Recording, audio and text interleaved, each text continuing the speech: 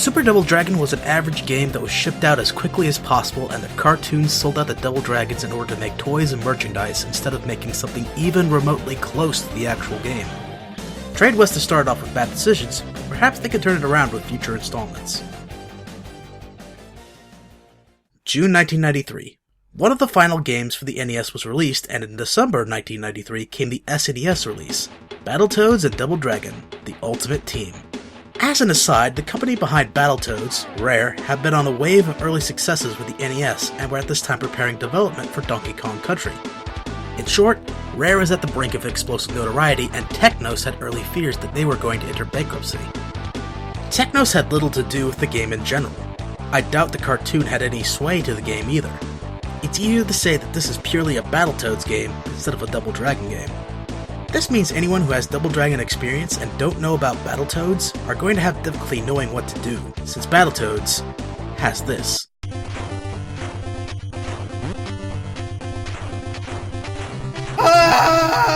If you're expecting a complex story, forget it. The stories Battletoads and Double Dragon exist in the same universe. The end. Okay, there's a little more than that, considering that it all begins with a battlecruiser from space just ramming straight through the moon. Game, you have my attention. Please continue. We're introduced to the Battletoads, the Double Dragons, and the bosses of the game. T-Bird calls up the Battletoads and warns of the Dark Queen coming straight for Earth. The Battletoads ask for assistance from the Lees, and from there, they fly up into space to stop this mass invasion. Gameplay-wise, you fight through 7 levels, starting on the surface of the massive ship, going through the battlecruiser, into the engine room, I guess, getting in a small ship and blowing up the battlecruiser, riding a missile, crashing it into Earth, and then beating both the Shadow Boss and the Dark Queen. Unlike Double Dragon, Battletoads' continue system is infuriating. If one of the 2 players runs out of lives, when that player continues, it pushes both player 1 and 2 back to the beginning of the level. Its fighting system, on the other hand, despite being different, is rewarding when you watch the Toads grow ram horns or their fists grow gigantic before a big hit. The Dragons also seem to be able to get into it with their own style of combat, which is faithfully kept intact for the most part. When you are able to land that last shot in a big combo and watch your opponent fly across the screen, it's simply divine. Battletoads doesn't play fair, so if you don't snap your controller in half, you'll either punch out your partner out of frustration or crumple into a ball and start crying. To offset this, the game offers a rocking soundtrack and keeps the gameplay fun by introducing different things like the racer portion, and the ship level. As a Battletoads game, it's what you'd expect. As a Double Dragon game, it's a total shock to the system.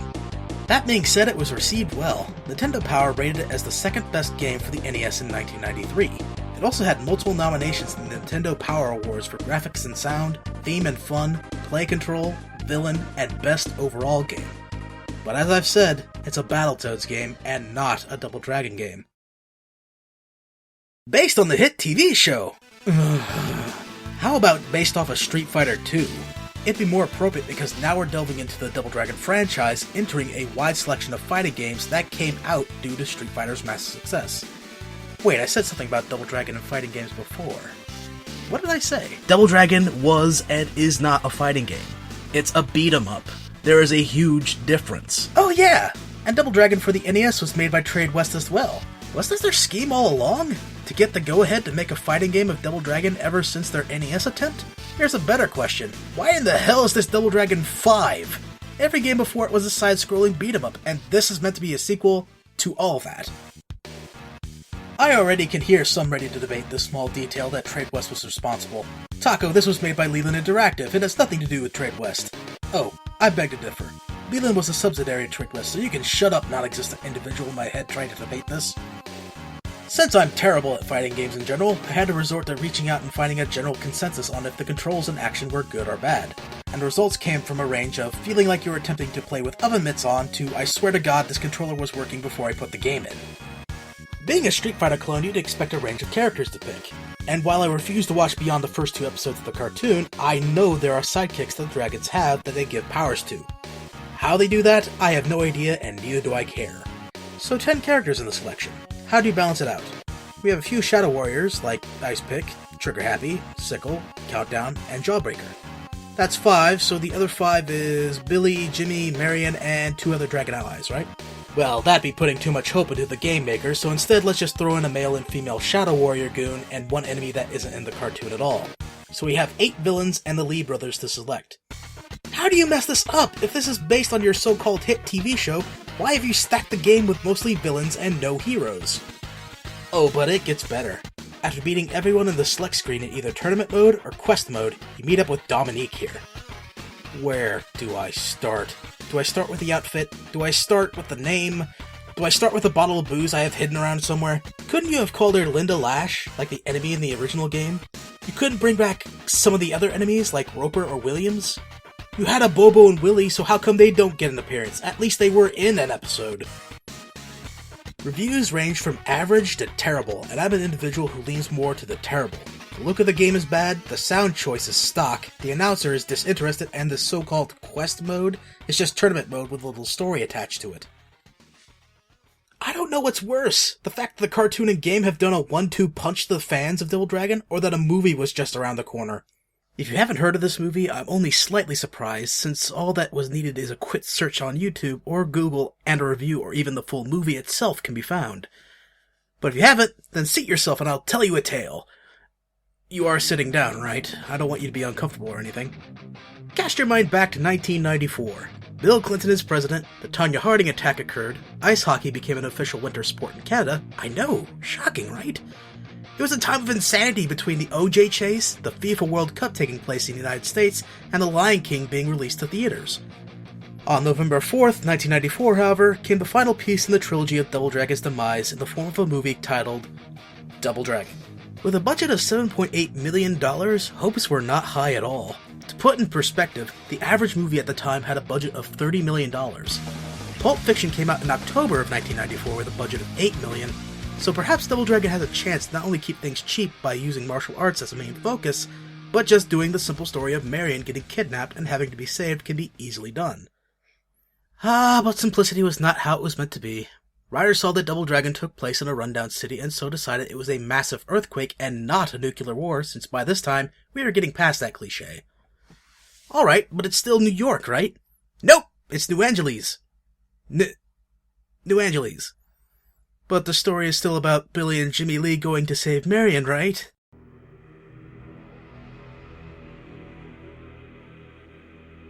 Thousands of years ago, in ancient China, an evil army of shadow warriors terrorized the great city of Changsha. To save his people, the good king sacrificed himself to create a mystical medallion.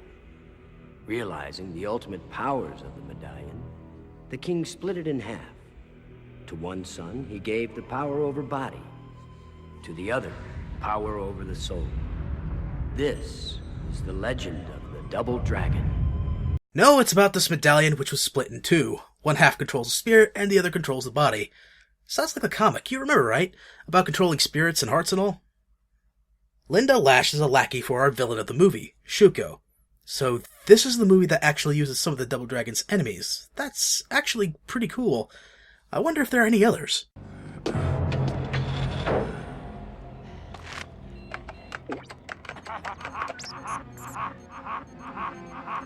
Moby Dick over there is a Bobo, steroid freak.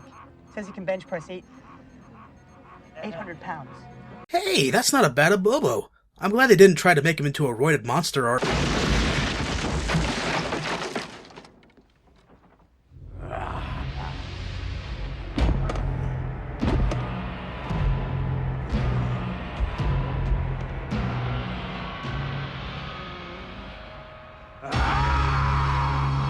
Of course. Alright, I'm glancing through so you can get a feel for this movie. We get a bit on the medallion, our bad guys, and then introduced the Lees. Billy's a slapstick fighter, while Jimmy is more of a grounded martial artist. Why was this the case? Glad you asked, no one. This movie was directed by Ji Yukichi. This was meant to be his debut as a director. The reason why the characters act something like children is because he wanted them to act that way since, quote, we didn't want to make something that kids would be almost too afraid to see. I like to make it in a funnier, light-hearted vein. So in other words, they wanted to make the cartoon, and the cartoon was such a rip-roaring success, it and its game. A little later, we find Marion as a girl that runs her own gang that has the goal to stop gang war. She couldn't be a cop and she couldn't be a concerned citizen. No, she has to be a gang leader that wants to stop gangs. I've not mentioned her, but Billy and Jimmy live with Satori, who adopted the brothers after their father's death. She dies in an explosion caused by the villains. And just like the sensei in the comics, and the oldest dragon in the cartoon, this superfluous character is meant to make us feel upset that she's now dead and gone. With Billy and Jimmy homeless, the gangs are recruited to take them down. This goes as you'd expect it. Jimmy Lee shows off clever fighting and actual hand-to-hand combat, while Billy Lee does goofy things. After a big explosion, the gangs think that the Lees are dead and report back to Shuko. When they can't find the other half of the medallion, Shuko screams this. Lewis, any news? I just want total domination of one major American city! Is that too much to ask for? Is it? A funny line, but respectable. This makes Shuko seem more confident as a bad guy since he wants to start small and then branch out, unlike most other villains who'd scream out the entire world was theirs. With the dragons being chased and hunted, they go to ask help from Marion. I'd argue as to why this needs to happen since in the games they are able to fight off many people on their own, and it's actually Marion that needed help, but when you reach this point in the movie you're better off just ignoring the fact that this has anything to do with the games in general. All three of them enter the vents of the Shuko building and get cornered by Shuko. Now it's here that it'd be a good time to have Marion in danger, perhaps have her caught in some way. Nope! Shuko catches Jimmy and explains that it was him that killed the Lee's father. You mean like the bad guy in the comic that killed the Lee's mother? So throughout this movie we're told that Billy and Jimmy don't know how to activate their half of the medallion of the body. Out of sheer coincidence, Billy throws it away and then it goes back to him and it somehow now works. I think the idea was that Billy was doubting himself, and by throwing the medallion away and saying that he'd be better off without it, the fact he now had confidence activated the power. Mind you, this is a large leap, and I can only support this theory by a single scene between Billy and Marion that takes place before the fight here. So the villain is defeated by turning on the lights, he's made to look like an idiot, and the movie ends. In the list of good things, I give credit to Mark Dacascos and his portrayal of Jimmy Lee. The fact that he is actively fighting and using martial arts in the movie shows that if both brothers were like this, then the action scenes would be more impactful and tense. The movie has some decent effects, like Shuko's shadow abilities interacting with the environment.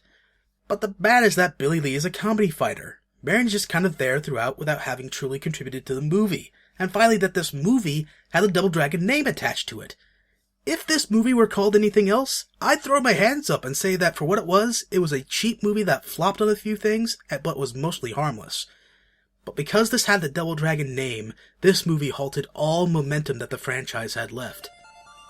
The series review line is cluttered, but we must press on to show what was the best in the series in comparison to what was the worst. Battletoads and Double Dragon was a fun game, and even if it just added the dragons, it was good to see them in something decent. Double Dragon 5 continued the trend of the cartoon in selling itself out even further. It gets the worst spot over the movie because when you shut off your mind and let this bad movie play, you can forgive its limited budget and lackluster writing.